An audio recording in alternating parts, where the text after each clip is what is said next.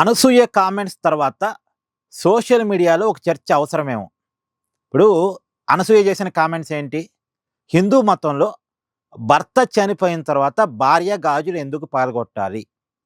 భార్య బొట్టు ఎందుకు చెరిపేయాలి? ఇది అనసూయ చేసిన కామెంట్స్.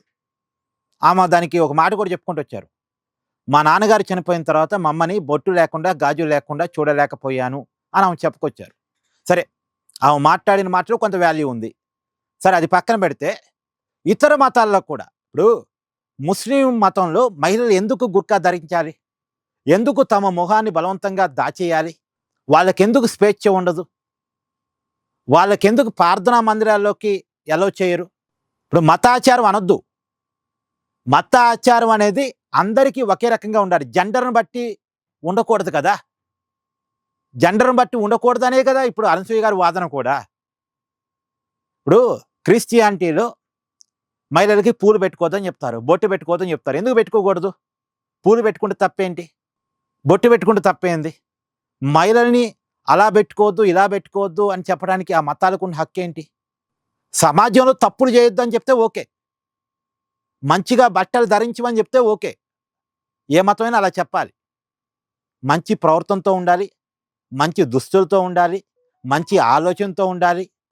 ఇలా ఏ మతమైనా చెప్పాలి. కానీ మతపరంగా జెండర్ కంట్రోలింగ్ ఉంటేంటి? క్రిస్టియానిటీలో మహిళలకి బొట్టు పెట్టుకోవద్దు, లేదు పూలు పెట్టుకోవద్దు, పూలు పెట్టుకునే వాళ్ళు బొట్టు పెట్టుకునే వాళ్ళంతా వేరే, ఇలా చెప్పడం ఏంటి? బలవంతంగా గుర్కా ధరించమని ముస్లిం మతంలో మహిళలకు ఆదేశాలు జారీ చేయటం ఏంటి? మనం చూస్తాం కదా, ఆఫ్ఘనిస్తాన్లో కానీ లేదో ఇతర ఇస్లామిక్ కంట్రీస్లో, పాకిస్తాన్లో కావచ్చు, ఇంకా ఆఫ్ఘనిస్తాన్లో అయితే ఎక్కువ, తాలిబాన్ రాజ్యంలో, అక్కడ గుర్కా ధరించకుండా మహిళలు బయటకు వస్తే వాళ్ళని బతకనిస్తారా? అదేదో పెద్ద తప్పు చేసినట్టుగా వాళ్ళకి ఇచ్చే పనిష్మెంట్ ఏ రకంగా ఉంటే వాళ్ళని బతకనివ్వరు కదా అసలు బేసిక్గా. కాబట్టి ఈ మతాచారాలన్నిటి మీద, మూఢత్వాలన్నిటి మీద చర్చ జరగాలి. మతం అనేది మనిషికి మంచి చేయడానికి ఉండాలి తప్ప మనిషిని బందీ చేయడానికి ఉండకూడదు. మనిషిని మంచి దారిలో నడిపించటానికి, సన్మార్గంలో నడిపించటానికి, చెడు మార్గంలో ఒకవేళ మనిషి వెళ్తుంటే ఆపటానికి ఉండాలి తప్ప చెడు చేస్తే దేవుడు ఉంటాడు, పని చేస్తాడు అని భయం పెట్టడానికి ఉండాలి తప్ప మంచి మార్గంలో వెళితే దేవుడు ఉంటాడు, నీకు మంచి చేస్తాడు అని చెప్పడానికి ఉండాలి తప్ప ఒక మనిషిని బందీ చేయటానికి, ఒక తప్పుడు ఆచారాలని మనుషుల చేత బలవంతంగా రుద్దించటానికి మతం అనేది ఉండకూడదు కదా. అది ఏ మతమైనా కావచ్చు. సో కేవలం హిందూ మతాన్ని మాత్రమే టార్గెట్ చేయటం కాదు, కానీ అన్ని మతాల్లో ఉన్న చెడుని తీసివేయాలి, మంచిని ఉంచుకోవాలి. ఇప్పుడు హిందూ మతంలో కూడా గతంలో చాలా చెడుని తీసిపడేశారు.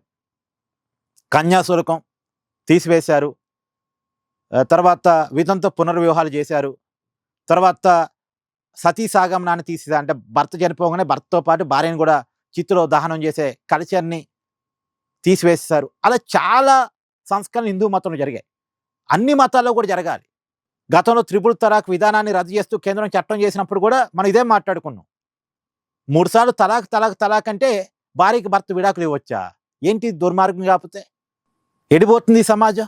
ఒక మగవాడు 10 మందిని పెళ్లి చేసుకోవచ్చా? ఆడవాళ్ళు భర్త కింద బానిసలుగా ఉండాలా? సో కాబట్టి అన్ని మతాల్లో ఉన్నటువంటి తప్పుల్ని మనం చర్చించాల్సిందే. ఆ తప్పుల మీద చర్చ డెమోక్రటిక్గా చర్చ జరగాల్సిందే. ఆ తప్పులు సరిదిద్దబడాల్సిందే. మతాల కారణంగా మనుషులు బందీ కావటానికి లేదు. మతాల కారణంగా మనుషులకి మంచి జరగాలి.